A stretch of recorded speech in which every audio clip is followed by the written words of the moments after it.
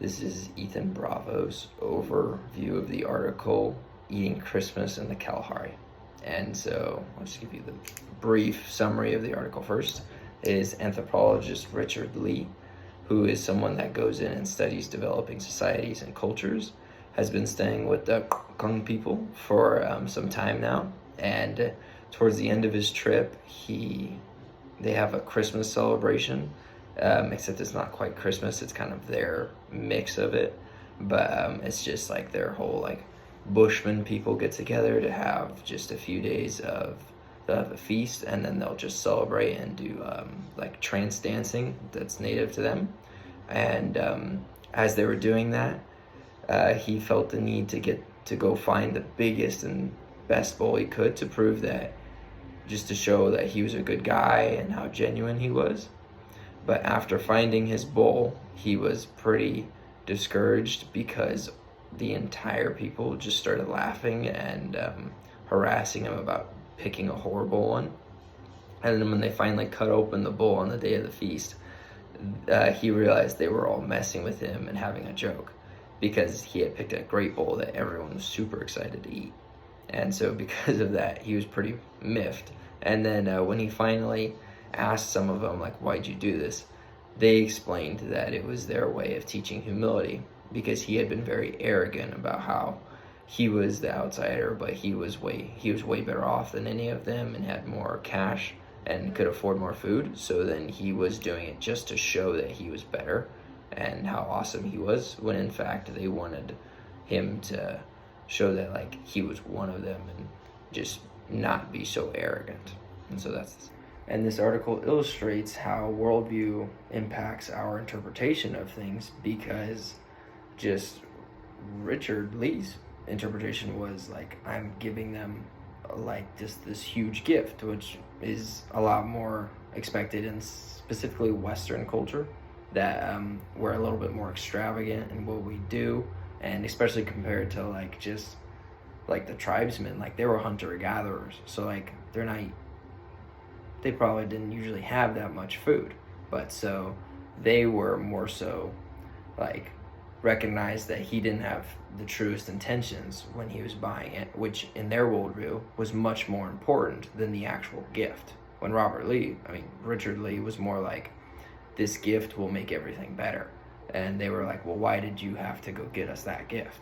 And so that just changed, like, because their worldview was, the reason's way more important than the actual thing, which clashed with his worldview, which was, well, I'm giving you something great, so therefore I am great. And that's how they differed. One ethnocentric bias that was relevant to the story was actually by Richard Lee.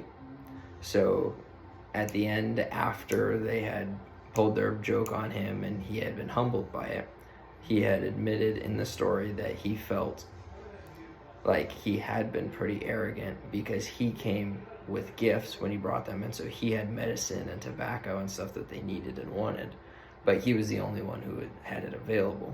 So sometimes if people weren't like reacting to a certain standard or like didn't treat him as well because he was an outsider, he said he would boycott them for a few days just until they kind of learn their lesson, kind of a thing.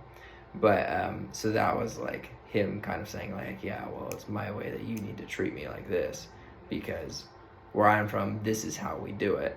But he didn't take into effect that he wasn't there anymore, like he wasn't back home, and they had a different way of bartering. And this story just really showed how there is no universal best way to like do things. And just because like his kind of like way of bartering and stuff, like, oh, like people, they won't treat me like that exactly the way I want to, that's fine, I'll just go do business with other people, like they can go somewhere else, which is super common in like the modern, more developed world, but that doesn't work in a hunter-gatherer system.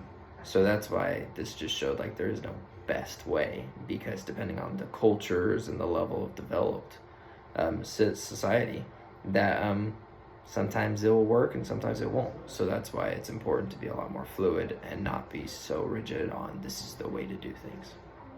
One pretty specific just thing that people do just in our culture that I think would be kind of confusing and odd to an outsider is that we watch TV while we eat food.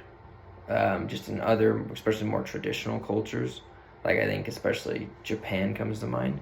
Like you don't, when you eat, you are just kind of eating and with the people around you.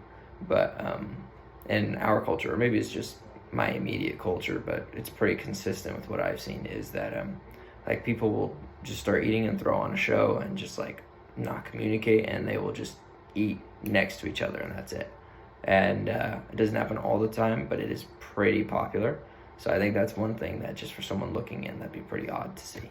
I think probably the best practice for intercultural communication I would take from the missionary Bartholomew's Zegenbal, and that was just how he studied and researched the culture that he was going into, so that when he got there, he knew more about it, and it wasn't like there was a culture shock. Like he was prepared to at the very least hold a conversation, and that just he showed that he wanted to learn about them before he started any missionary work, is he wanted to like be one of them and show that he respected them as people and were honoring of them. I think that is very important.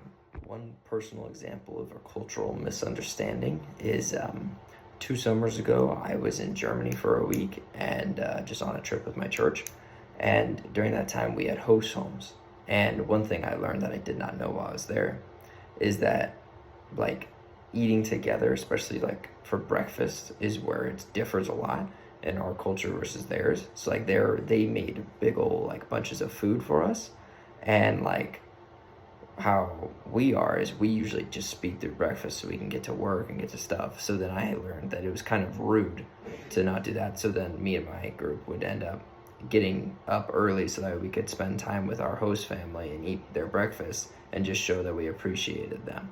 So that was I think probably the largest lesson that I took away from reviewing this article is, especially about worldview and perception, is that it's important, especially when you're talking to people outside of your typical culture and stuff like that, is that you should use your worldview to help you understand theirs, not so that you can just talk to them from your worldview and just be like, oh, well, here's how I do things. But I know a common trick in the Army they teach you is to convert the numbers that they give you into familiar stuff so you can think faster. Like if they tell you 300 yards, most people will go, okay, that's 3 football fields, and treat it as such. So I think that's a good example of how we should use what we know in our worldview to apply to talking to someone else's worldview, and that we need to use just our perception to just understand when we should switch and just dive more into their worldview once we understand ours. And I think that's my biggest takeaway.